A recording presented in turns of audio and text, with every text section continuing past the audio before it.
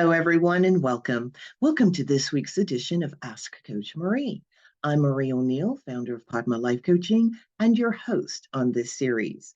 This is the place where you ask a question, and I give you my unique opinion as a life renewal coach, astrologer, and past life regression facilitator. I'm not a therapist, and I will never tell you what you must do. So each week on Friday, a new video is released with me answering 2 questions from the viewers. I'll also talk about various other topics, life renewal topics, such as astrology, consciousness, how the universe works, healing. So let's go ahead and get started with the first question for the week. Now, our first question, let me see if I can pull this up. Our first question comes from Julia in Portland, Maine. Julia says, to get the best results from my reading, how should I prepare? What should I share with my astrologer? That's a really good question, Julia. And thank you for asking it. Now, when you're going to have a reading, you want to, in my opinion, send questions to your astrologer, questions that you want the astrologer to answer for you or find answers for you in your chart. There's a couple of ways, of course, that you can do this, and it depends on the astrologer. I like people to email me the questions first, ahead of time. However, there are some astrologers who are okay with you bringing the questions into the reading. Because remember, when you're in a reading, questions are always popping up based on the reading and what you hear from the astrologer. There are some astrologers who don't want you to ask questions during the reading, but ask the questions at the end, because they have lots of information that they need to relay to you, and sometimes they can get distracted if you're asking questions in between the information that they're giving to you. In addition to that, you want to make sure that you're giving the astrologer the accurate birth time if you have it. If you don't have an accurate birth time, please let them know. They may be able to rectify your chart or send you to someone who can rectify the chart for you. Chart rectification means that, and let me tell you, it's a long process to do. Chart rectification is when an astrologer sends you a list of questions, usually 10, 15, 20 questions that you answer related to your life. And then they match the answers up to the chart. And anyway, it's a long process. However, it can be done, and the astrologer who does chart rectification can get your birth time pretty close. If you have an accurate birth time and you can check your birth certificate to verify the birth time, that's actually best, because I'm sure you have heard of twins who were born within a few minutes of each other who have very similar characteristics, but there are some things that are quite different. So having the accurate birth time is really important. Another thing that you can share with the astrologer is you can share if you've had any trauma, or if there's something on your mind that you really want the astrologer's opinion on, please do tell the astrologer. This isn't a tarot card reading where you sit and you wait on the person to just relay information to you. It's not yes or no answers. This is a serious conversation that you're going to be having with the astrologer. And the more information you can provide to the astrologer, the better the astrologer can help you. So I hope that answers your question. Thank you for asking it. All right. What are we going to talk about today? Yes. We're going to talk about karma. I love this topic. And I like this topic because of my curiosity.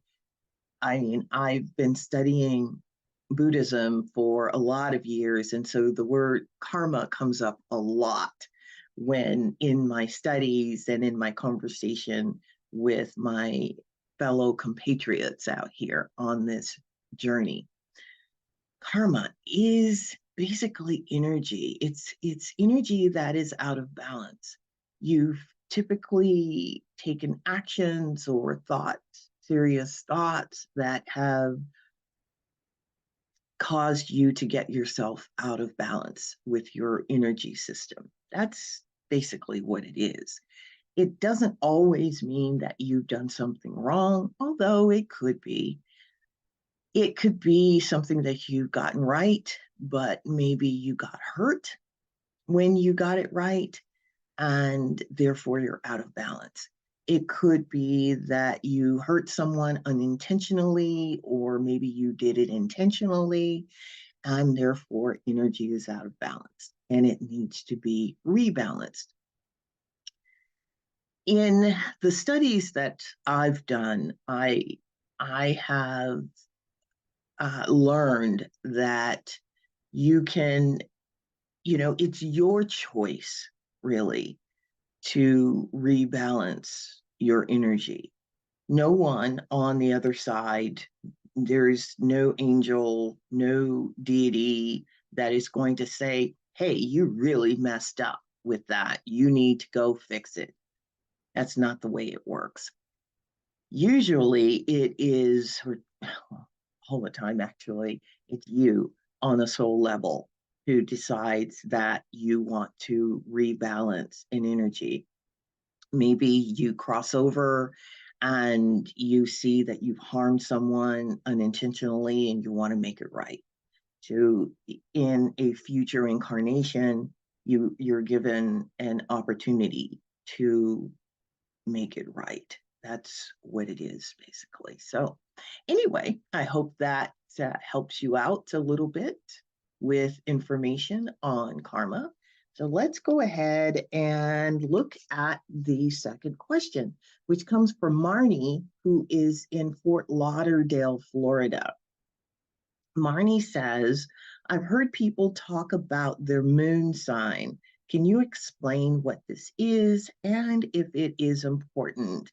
That's a very good question, Marnie, because a lot of people focus on their sun signs only and don't realize that they do have a moon sign. The moon is very important. The moon tells you about your emotions, and it's about emotions. So it's what you need in your life to be happy, how you need to feel, how you the what you need to experience in your life to feel safe, to feel that you are of value, basically. And the moon sign, it can be in any of the 12 signs. Each moon responds differently. For example, my particular moon sign is in Taurus. When I'm under stress, what do? I like to, of course, have conversations with my close friends. I like to take a bath. I like good food, quality food, not just any food. But if when you think about Taurus and what it is, it's about sensuousness. And so you can, I love good fabrics and textures and anything that is Taurian. So that particular moon, that's what it needs to feel nurtured, because the moon is, of course, about nurturing and it's about the mother. And what does the mother typically do? The mother nurtures. If you have, say, your moon in Aries, then you feel good when you're taking action, when you're out there working, maybe digging in the dirt, or maybe going out to help somebody else or building something. You want to really just be active and take charge, and that helps you. The moon is vital. And so I hope that you know what your moon sign is. The moon changes signs every 2.5 days. And this is one of the things that I tell my clients if they really want to get to know themselves on an emotional level and how their emotions shift. Pay attention to the moon. Every 2.5 days, as I said, it changes signs. So your emotions, your mood will shift based on where the moon is. If you don't know, as I said, what your moon sign is, you can always check with an astrologer. You can look it up. You would look up your moon based on the date of your birth and the time of your birth.